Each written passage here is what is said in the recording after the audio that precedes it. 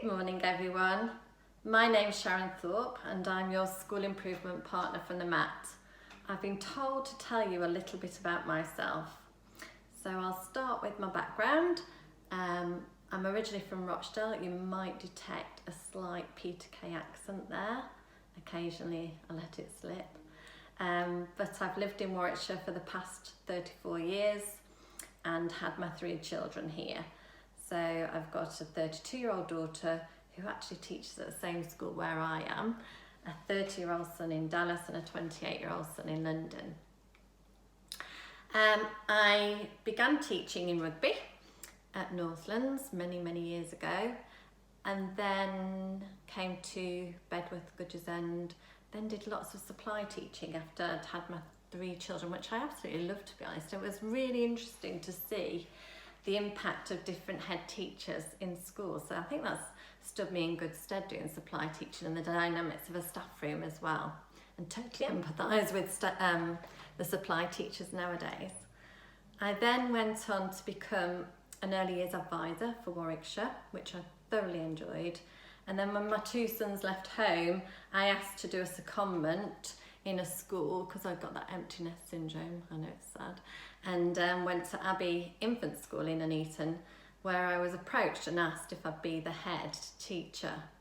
At the time, I had no ambitions to be a head teacher whatsoever.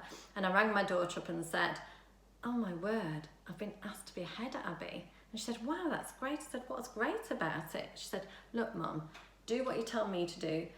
Do a list of pros, a list of cons, and think about it." So I said, "Okay then." Bearing in mind she was 18 at the time and away at Performing Arts College. So within 5 minutes she rang me back as I was struggling to think of any pros to being a head teacher. So she rang me back and said, "I've got the biggest pro ever." I said, "What is it?" And she said, "Imagine all those amazing shopping trips we can go on," obviously pre-COVID, "for head teacher outfits." So I said, "Great, I'll go for it then.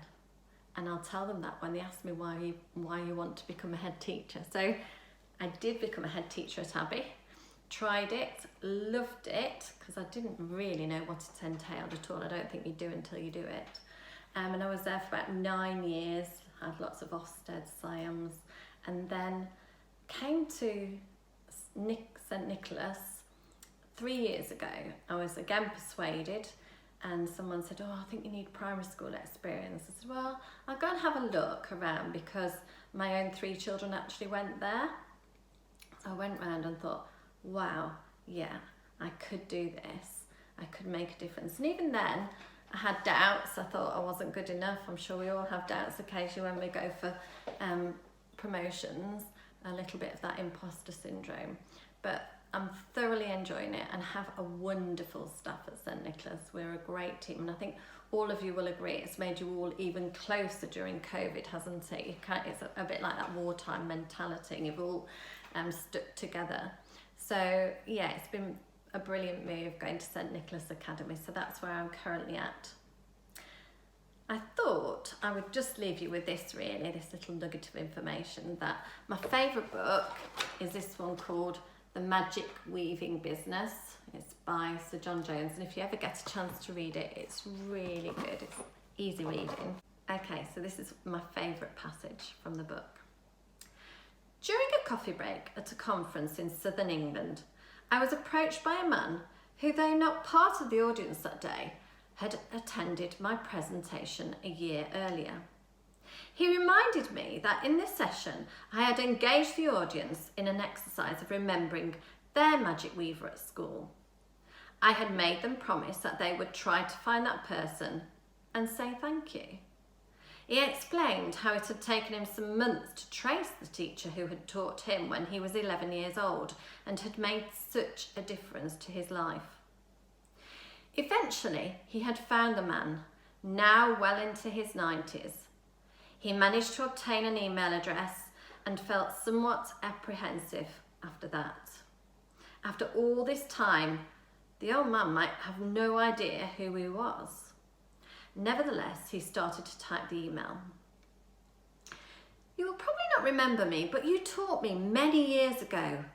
And at a recent conference I attended, the speaker asked us to remember a teacher who had been an inspiration, someone who had made a difference.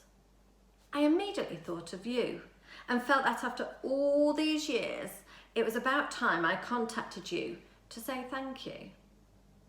He admitted, pressed the send button with a little trepidation and no real hope of a reply after all these years.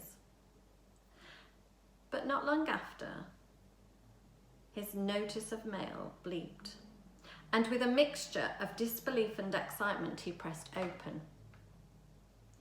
"Of course I remember you, Smithy," it read. "In fact, I'm attaching a photograph of our infamous trip to Scarborough. You'll remember it well. It rained every day and it was freezing. That's you, third from the left on the back row.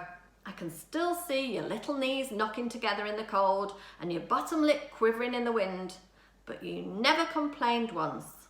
Of course I remember you. Thank you so much for remembering me." However, that was not the end of the story.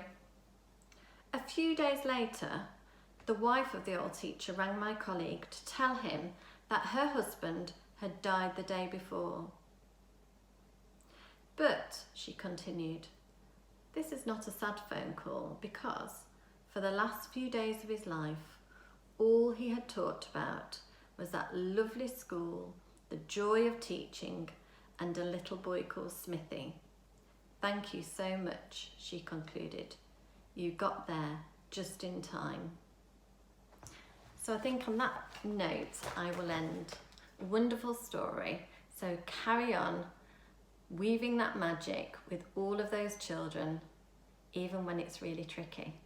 And I hope to see you very soon. Bye. Thank you.